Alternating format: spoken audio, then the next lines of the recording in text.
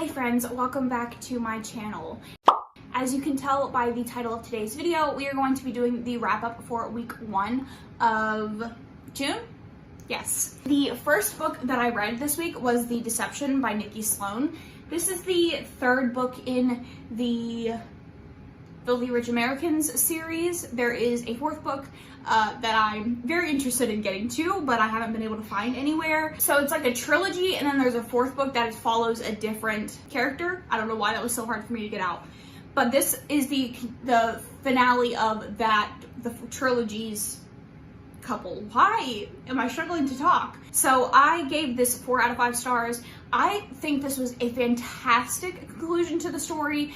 I mean, let's be honest, she doesn't end up with who she should end up with, but, you know, it's fine. So essentially, this story is about Marist and Royce. It is an arranged marriage, and Royce comes from a family of bankers, and they are very, very wealthy. His father, like, runs the bank, and in the first one, in the initiation, they have to get married after her sister gets pregnant, and then Royce's and her sister's marriage is called off. Towards the end, you find out what the initiation is. They have to go through with it to be engaged and for Royce to become a chair on the bank's board. And it's wild. The ending to that one's wild. The ending to the second one's wild. And this one was fantastic. I like I said, gave it 4 out of 5 stars. I think it was a fantastic conclusion to this relationship, even though I don't necessarily agree with all of the participants. I then listened to the audiobook of A Duke by Default by Alyssa Cole. I also gave this 4 out of 5 stars. I thought this was the first book, but this is actually the second book in her Duke by Default series. These are like all modern royalty books. And this follows a woman who is a blacksmith, and she goes for an apprenticeship with this guy in Scotland. They kind of don't have like the best first impressions of each other, and it eventually goes from there. And then you find out that he's actually a duke, hence the Duke by Default. I liked it a lot. I think I liked it more as the story went on, which, like, no shit, that's how stories go, Ashley.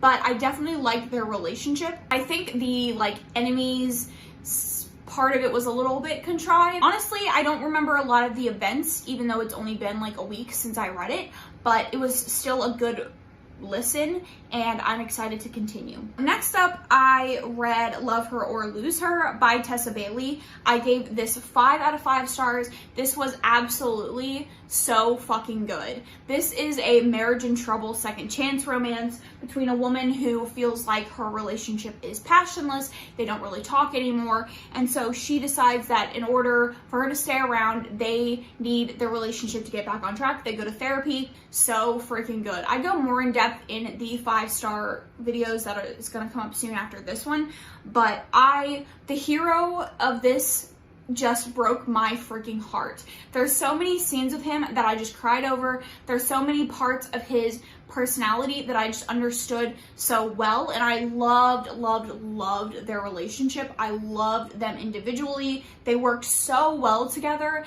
and I just loved this romance so much as a whole, and wow, so freaking good. So then I read R.I.P. by Charity B. I'm not going to go in depth because I actually have a full reading vlog on that I'll link down below. Just know that I gave it 1 star. It was one of the worst reading experiences I've ever had in my entire life, and please don't read that book. Thanks. So then I ended up finishing Interior China by Charles Yu. Again, I also talk more in depth about this in my 5-star video, but this obviously I gave 5 stars, and it tackles the stereotypes that Asian people are put into in media, but just really in life in general, and the kind of like stereotypical things that they have to force themselves into to assimilate or just to become like Asians that we think that they are. Very, very good. And very short. I then finished Nevermind by Bryce Oakley. I gave this 4 out of 5 stars. This was so fucking cute. It's a fake dating between a famous soccer player to like beef up her image and a woman who just like needs a date for like a bachelorette party. And it's like a vacation. So freaking good. Willa is so freaking, like, their relationship was just super, super cute, and I loved it. It was just kind of a very low-end story, and I really, really enjoyed it. I would highly recommend, and I will definitely be continuing more from this author if they have any more books. So then I read Chaos by J.P. Trippinger. This is a reverse harem paranormal romance, which I gave 3 out of 5 stars. It's okay. Like, it's okay in the bare sense of the word. There's 0 to no sex in this. The, like, actual chemistry and tension between characters is not that great, not very well built, and it was just okay. The actual storyline, the actual plot line, the world building, all of that was very interesting, and I might continue just for that, but the actual, like, reason that I was reading the book, it didn't really live up to anything that I wanted out of it. But I then read Feed, which is an erotic monster romance by Evita Weiss. This is a extremely short novella, but I gave it 4 out of 5 stars. This is about a woman who, I think she is some sort of succubus, and there is a dating app where you can request, like, as a paranormal creature, you can request anything you need, and she needs to feed. So she goes on this dating app and requests feed and fucking. And she gets a fairy that she works with, who they don't have a fantastic relationship at work, but their chemistry is off the charts. I thought it was it was fantastic.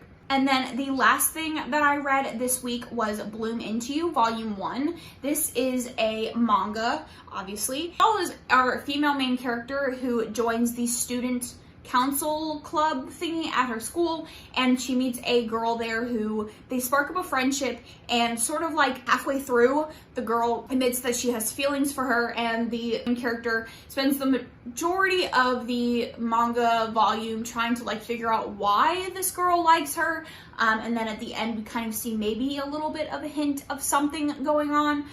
I didn't rate this because I don't generally rate the first volume of manga. I might continue this. I think my library has other volumes, but it was cute. I'm interested to see how the story, like, progresses and how the feelings go from there, because it kind of it plays with the idea of, like, not everybody falls in love all at once, and it's a gradual thing. And as far as this volume goes, like, the main character considers herself straight, and the idea of, like, being bi or a lesbian is not even, like, in her realm of thinking, or, like, really something that she feels like can be accepted. So that is all of the things that I read this week. Make sure you comment down below your thoughts on anything that I read or anything that you've read this week. I would love to hear it. Other than that, I will catch you guys in my next video. Thanks so much for watching.